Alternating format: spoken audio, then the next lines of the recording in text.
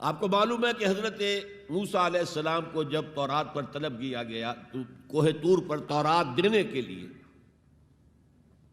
تو پہلے 30 دن کے لیے بلایا تھا، پھر 10 دن کا اور اضافہ کر دیا گیا، 40 دن ہو گئے۔ فَتَمَّتْ مِیقَاتُ رَبِّکَ 40 لیلہ۔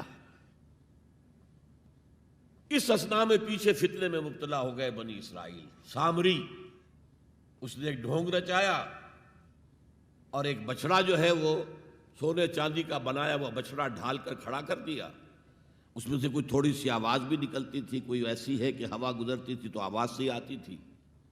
کہا یہ ہے تمہارا الہ۔ یہ تو موسیٰ تو بھول گیا کہاں گیا ہے، کوہ طور کے اوپر کس خدا سے ملنے گیا ہے، خدا تو یہ ہے۔ اور بنی اسرائیل کے بہت سے لوگ اس فریب میں آ گئے اور بچڑے کی پوجا کرنے لگے۔ اب جب حضرت موسیٰ آئے، اور آپ کو معلوم ہے حضرت موسیٰ کا مزاج جلالی تھا، وہ پتھر کی تختیاں لے کر آئے تھے کہ جن پر کوہ طور پر اللہ تعالیٰ نے اپنے احکام 10 جو ہیں، دی 10 کمانڈمنٹس مشہور، وہ کندہ کر کے آپ کو دیے تھے، وہ ہاتھ میں لے کر آئے۔ یہاں معلوم ہوا یہ صورت پیش آ گئی ہے۔ فَأَلْقَى الْأَلْوَاحَ، تو وہ تختیاں تو آپ نے زمین پہ ڈالی، اور پھر جو احتساب کیا ہے، پہلے تو اپنے بھائی حضرت ہارون کا، ان کی داڑھی کے بال پکڑے، ان کے سر کے بال پکڑے اور کھینچا اپنی طرف۔ اس نے کہا کہ بھائی مجھے ذلیل نہ کرو لوگوں کے سامنے، میں نے انہیں روکا لیکن یہ تو مجھے قتل کرنے پر تل گئے تھے، اور مجھے اندیشہ یہ ہوا کہ کہیں آپ واپس آ کر یہ نہ کہیں ان فرقت بین بنی اسرائیل، کہ تم نے جو بنی اسرائیل کے درمیان تفرقہ پیدا کر دیا۔ تو میں نے کہا آپ ہی واپس آ کر نپٹے۔ اب پہلی بات نوٹ کیجئے، تاریخ انسانی کا یہ عظیم واقعہ ہے، کئی ہزار یہودی اپنے اپنے قبیلے کے لوگوں کے ہاتھوں ذبح کیے گئے اس پر۔